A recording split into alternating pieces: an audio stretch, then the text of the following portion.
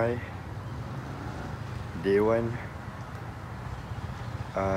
Today objective is trying to know my easy pace, my base pace, supaya boleh tahu at the lowest berapa minit kita boleh buat.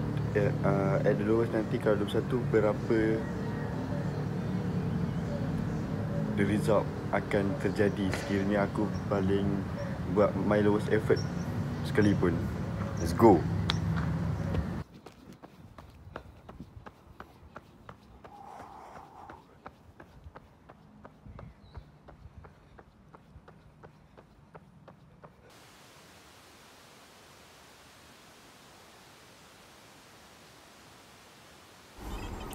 Okay, sebab mic rosak kita cakap sini je lah pace 654, heart rate 146. It was good. I'm feeling good. Tak rasa penat sangat. Okay je. So banyak footage ni mic rosak, so kita cakap pasal. So second day kita increasekan 7 km, kita buat 7 km, dapat average pace 7.9, heart rate naik 155. The next day lagi kita buat 7 kilo juga, tapi kali ni hari ni panas, on that day panas. So kita try ambil hill je lah. Kita nak try kita naik hill sebab Putrajaya ada hill Capi Mendata kan, macam tu lah. Itu demi pace hari.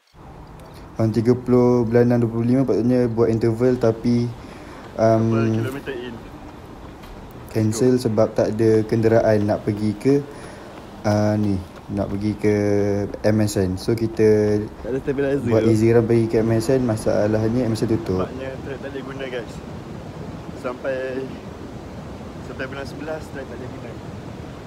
So macam nak kena buat aku punya interval dengan speed session ni. Kita pergi arena lah, tapi bukan hari ni lah.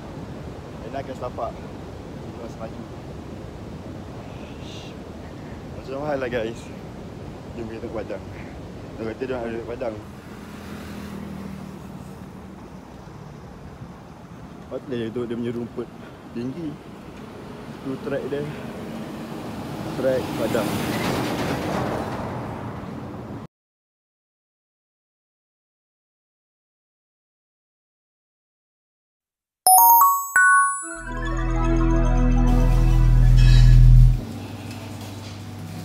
Dia chicken breast dah habis.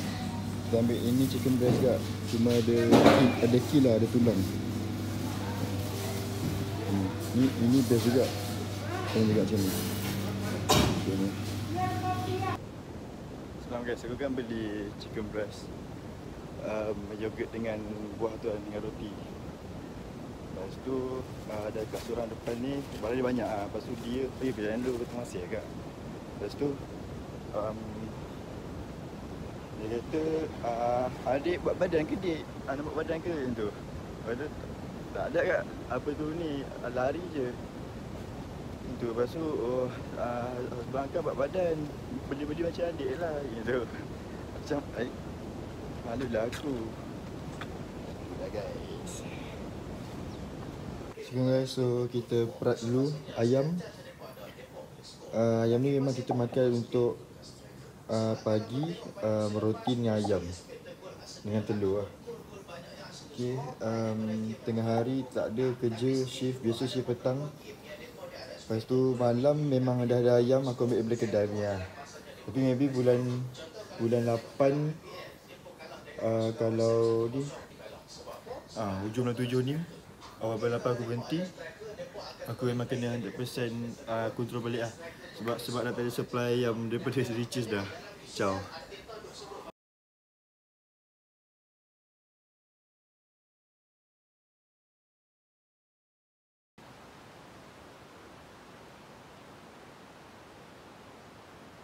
Saya ni kita buat interval 410.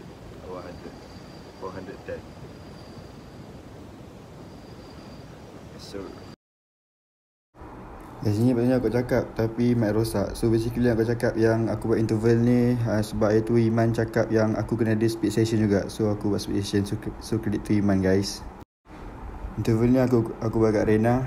And guess who I met? tadi aku jumpa Mahida.